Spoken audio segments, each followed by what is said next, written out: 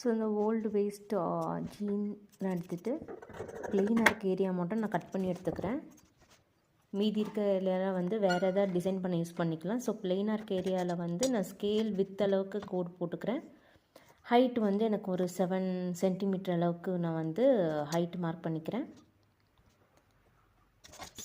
So ஸ்கேலில் தான் நான் வித்தாக வச்சு இது பண்ணியிருக்கேன். ஹைட் வந்து 7 சென்டிமீட்டர். ஸோ மார்க் பண்ணிவிட்டு இந்த பீசஸ்லாம் கட் பண்ணி எடுத்துக்கோங்க.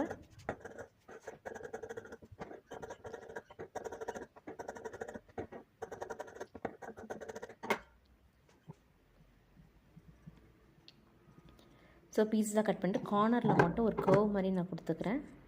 பெட்டல்ஸ்க்காக நான் ஒரு கர்வ் கொடுத்துட்டு அந்த கர்வை வந்து நான் கட் பண்ணி எடுத்துக்கிறேன்.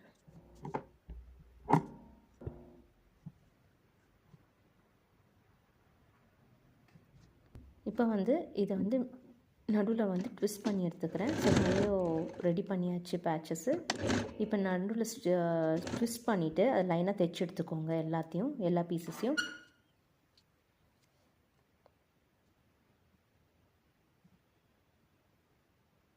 ஸோ தைச்சி எடுத்துகிட்டு அப்படி இருக்கும். இப்போ நீங்கள் வந்து தனித்தனி பீஸாக கட் பண்ணி எடுத்துக்கோங்க.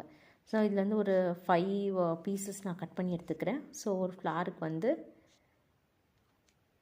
எவ்வளோ வேணுமோ, எவ்வளோ செப்பல்ஸ் உங்களுக்கு வேணுமோ அதுக்கேற்ற மாதிரி கட் பண்ணிக்கோங்க. நான் ஒரு 3 பீசஸ் வச்சு ஒரு ஃப்ளார் மேக் பண்ணுறேன்.